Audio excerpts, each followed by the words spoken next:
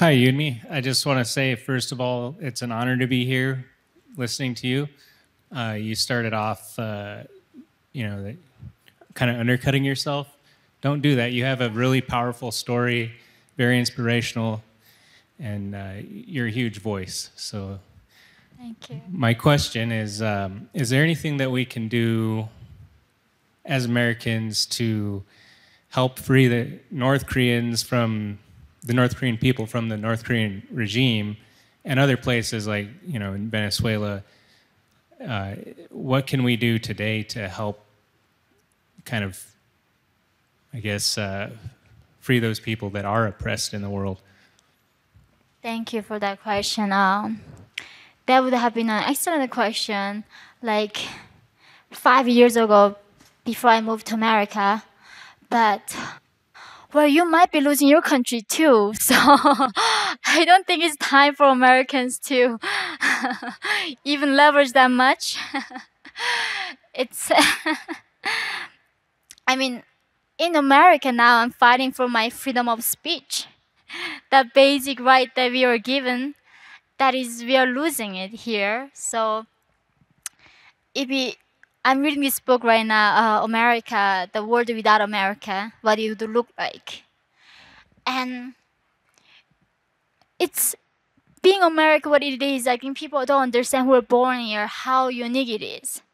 How can you start a country upon an idea, like the ideas, right? It's like usually the country start by like kings and all those things, but this country is so unique, and this country was made to give power to individuals, and that is something unheard of. So we would need to protect this country first for humanity's sake. Then, if we wanna really do wanna help North Korea, it was what Trump said. That was the only way we can change North Korea is through China. If China does not supply this oil and natural resources, North Korea cannot build nukes. They cannot even survive 1 week without China. So all that it comes down to, China respects the international law and do not sponsor the dictatorship, then we can end the dictatorship. But nobody in the world right now standing up against China and challenge the regime. So, yeah. Thank you. Thank you. Hey, Naomi, big fan. So your journey from North Korea to America is pretty incredible. And I was just wondering, at what point in that did you feel the most sense of relief? Like, was it when you finally escaped North Korea? Was it when you made it to South Korea? Was it when you made it to America? Yeah, I guess at what point did you feel the biggest, like, that you were relieved? And also, if I get a picture with you, that'd be amazing. Of course. Oh, it, physically, I'm still not very safe, right? I'm living in Chicago downtown. Besides Kim Jong Un's threat, like I'm really not safe. But I think sense of relief comes from, I guess, you know, like get in touch with my creator, like whatever you call her. So that gives me gratitude. Yeah, thank you. You hear me? So I think the fact that I think one of the only speakers that's here with you walked in with two guards is very concerning. And so for the people who are wanting to defund the police, that's just very sad. The fact that you need guards to be in here. I come from a country where that's the norm as well. So two questions. We have Pride Month. For an entire month, we're holding flags, but we don't have a month for America. And so what would you tell someone who has never been outside of the US but thinks the US is not worth, or the US flag is worth respecting? Number one. Number two, I really want to hear your thoughts on Joe Biden.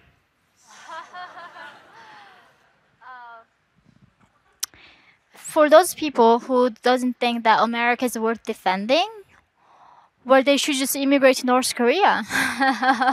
It's, thank you. It's amazing. All these people hate America with their guts, but they stay. So annoying. There are people like North Koreans risking their lives to come here, and they still don't get to come because they don't accept them. With the current president, I was so brainwashed by the liberals in New York too. I came to America and I couldn't possibly fathom there's a propaganda and lying, media manipulation happening in America. Like, I was so innocent. And after living here so long, it's like, well, we are a bit more sophisticated North Korean version right now. And of course, the consequences of disagreeing with the mainstream idea and political correctness is not as bad. But we are definitely that trajectory that they call me I'm a Nazi, that I'm a white passing person who does not know what oppression is. So but the thing is, I just hope that's a minority there, because I was living in Manhattan and Chicago, and hopefully the majority of Americans are much more reasonable than that. And I think that's the hope. Thank you. Hi. I was not aware that you were a mother, but so that's my question relates to that. In America today, how do you prevent your you said your son from being converted into a leftist or something that you would not appreciate as much? I will move the state or move the country. I think there's a lot of studies now shows people, even in California, there's a rates of children becoming transgender is a lot higher than other states. My son right now is going to a daycare in Chicago, and he's 4. Already his school sends me these emails how they are doing a wonderful job teaching him about equity. I did all that to escape communism, and they are like raising my son like a little commie right now.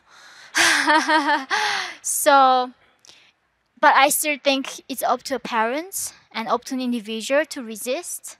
So I will do everything I can, even if that means me moving a country that I'm loving America so much, but I have to move out so he does not become into that groupthink and does something so horrible. Think about what communism did, how much millions of people died because of that, right? So because of that, it's my responsibility to take him from it and protect him, and until he develops his critical thinking skill. Thank you. Thank you. Hello.